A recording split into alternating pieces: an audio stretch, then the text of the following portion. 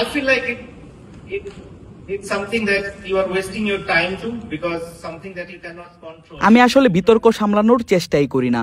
আমার মনে হয় এটা আসলে নিজের সময় নষ্ট করা। যেটা আপনার হাতে নেই সেটা আপনি চাইলেও কন্ট্রোল করতে পারবেন না। যখন কোনো কিছু আপনার হাতে থাকবে আপনি সেটা সামলাতে চাইবেন বা চেষ্টা করবেন। আপনাকে একটা উদাহরণ দেই, আমি কখনো সোশ্যাল মিডিয়ার কমেন্ট পড়ি না, জীবনে কখনো একটি কমেন্টও পড়িনি। এটা আমার জীবনকে অনেক সহজ করে দিয়েছে। কেউ যদি নেগেটিভ কমেন্ট বা বাজে মন্তব্য করে তাহলে আমি কি করতে পারি? সেখানে উত্তর দিতে পারি। সেটা আসলে বিতর্ক লম্বাই করবে, কোনো ফলাফল আসবে না। তার থেকে ভালো হয় এসবে না জড়ানো।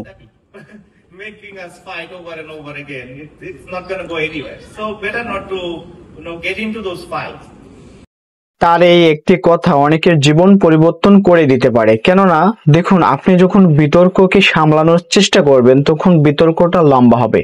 এই ক্রিকেটার বাংলাদেশে অনেক দিন খেলেছেন এবং তাকে সবাই আমরা কিন্তু চিনে থাকি। তারপরে আমরা কি দেখেছি, তিনি কখনো এই জিনিসটা নিয়ে কখনোই ভাবতেন না যেটা কি হতে পারে। ঠিক আছে, কোন একটা কমেন্ট হয়েছে, সে কখনোই কমেন্টের রিপ্লাইও দেবে না, পড়বেও না। একটা বিতর্ক হচ্ছে তার নামে, সাংবাদিকরা যখন প্রশ্ন করে তখন তিনি একটাই কথা বলে দেন, করতে পারে একজন বাংলাদেশের নাগরিক হিসেবে সমালোচনা করতে পারে, অনেক কিছুই করতে পারে।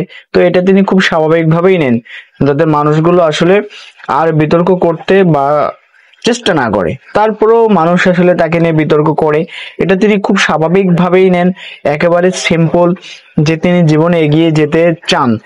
আমরা এই ক্রিকেটারকে দেখেছি বিভিন্ন সময় বিভিন্ন ধরনের ঝামেলা থেকে একেবারে বেরিয়ে এসেছেন, মানে কোনো ধরনের কমেন্ট নেই। তিনি যত বেশি ঝামেলায় পড়েছেন তত বেশি রিল্যাক্স হয়েছেন, তত বেশি মানে মানুষের যে কন্ট্রোভার্সি বলে একটা বিষয় থাকে সেটাতে তিনি কখনো জড়ান নাই। আর এই কারণেই সবার থেকে ভালো পারফরমেন্সও তিনি করতে পারেছেন। তো আমাদের জীবনে এটা একটা শিক্ষা হতে পারে যে এই যে বাংলাদেশের একজন গ্রেটেস্ট একজন প্লেয়ার, তার কাছ থেকে আমরা এটা শিখতে পারি যে জীবনে অনেক ভালো কিছু করতে হলে এই ধরনের কন্ট্রোভার্সি গুলো এড়িয়ে চলতে হবে। একটা মানুষ কিছু বললো, সেই প্রেক্ষাপট ধরে যদি অনেক কিছু বলা যায় বা একটু ছোট কথাও বলা যায়, সেটা কিন্তু বড় হবে। আর অনেক কিছু বললে তো ওইটা নিয়েই পড়ে রাখতে হবে, তাহলে তার সাকসেসের যে সময়টা, তিনি যখন সাকসেস করবেন, প্র্যাকটিস করবেন, সাকসেস হওয়ার যে সময়টা, ওই সময়টা বাধাগ্রস্ত হয়।